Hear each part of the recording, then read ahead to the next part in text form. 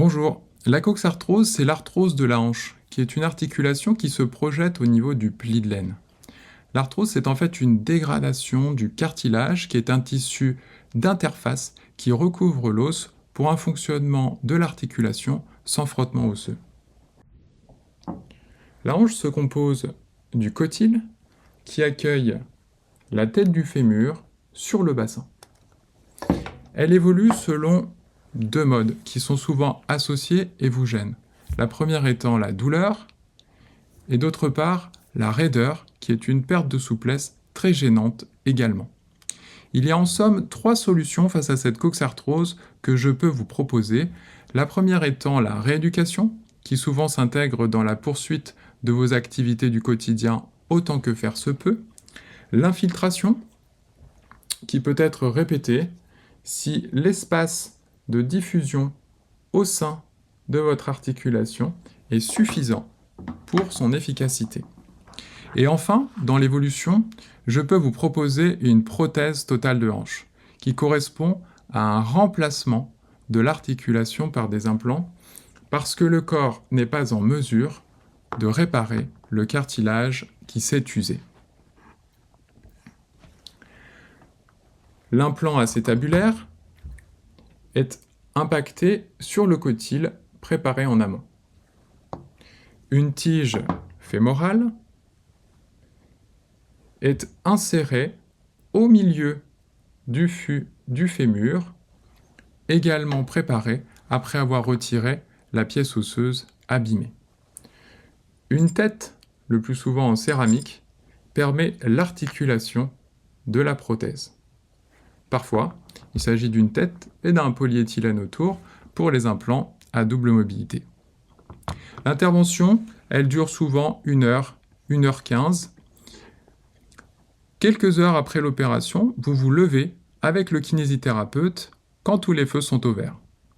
Et vous marchez ensuite sur le parcours rééducatif dédié avec le kiné dans la suite du programme qui vous a été concocté.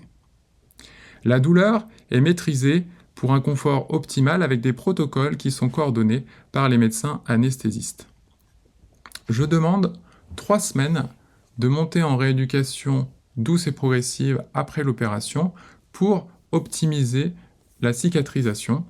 Le pansement, il est laissé en place 7 jours, le premier, avec un fil résorbable et une colle chirurgicale également pour un joli résultat.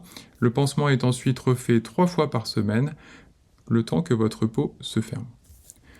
Votre travail est repris à 2 mois et cela change selon votre profession. Nous en discutons évidemment lorsque nous nous voyons. Les sports en autonomie sont réintégrés progressivement à compter du 3e mois et selon les activités que vous pratiquiez en amont aussi. Nous abordons ces sujets à la consultation pour des délais qui sont appropriés à chacun.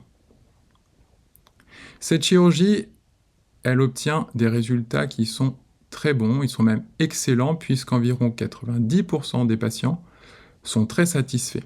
Et la majorité oublie qu'ils ont une prothèse. D'autres patients n'oublient pas la prothèse mais sont satisfaits. Et il y a des complications, elles sont rares, je ne peux pas toutes vous les détailler aujourd'hui, mais il faut parler du risque d'infection.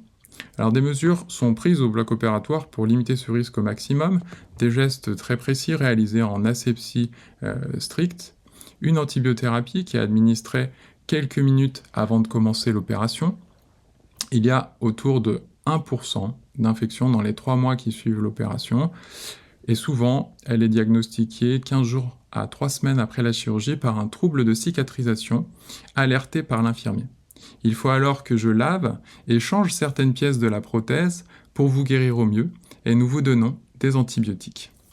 Cette complication rare, moins de 1% dans notre établissement, chez des personnes ayant une bonne santé, une bonne immunité, une bonne hygiène de vie, est prévenue avec la réalisation d'un bilan avant l'opération qui permet d'éliminer les sources d'infection dans votre organisme.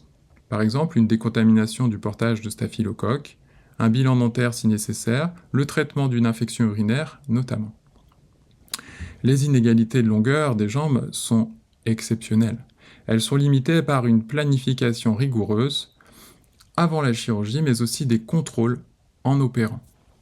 Les fractures et les luxations des implants, qui correspondent en fait au déboîtement des éléments, sont désormais rarissimes grâce à deux choses: l'amélioration du design des prothèses d'une part, mais aussi d'autre part une vraie réflexion sur l'abord de la hanche, l'abord chirurgical, pour accéder à l'articulation qui doit être le plus conservateur des tissus pour maintenir un bon tonus musculaire et une bonne congruence de la prothèse. Il peut persister des douleurs après l'opération. La majeure partie s'estompe dans les 3 mois qui suivent la chirurgie. Pour les plus tenaces, elles s'améliorent au cours de la première année post-opératoire. Au-delà, elles peuvent justifier de refaire un point en consultation dédié.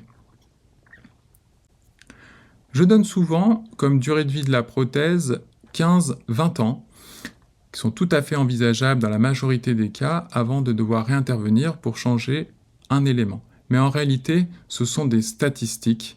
Et avec les innovations de nos implants dernière génération, il est tout à fait possible qu'elles tiennent bien plus longtemps. Bien entendu, beaucoup de facteurs entrent en compte, votre âge, votre activité, etc. La longévité des implants, elle est en fait dépendante de 2 éléments principalement: l'usure liée au fonctionnement de la prothèse, qui est diminuée avec les matériaux actuels, mais aussi la bonne mise en contrainte de l'os à l'interface os-implant pour que ce dernier, l'os, reste bien vivant.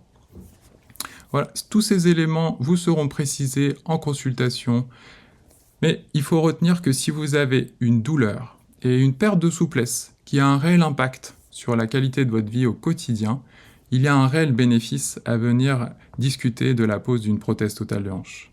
Je vous souhaite une très bonne journée.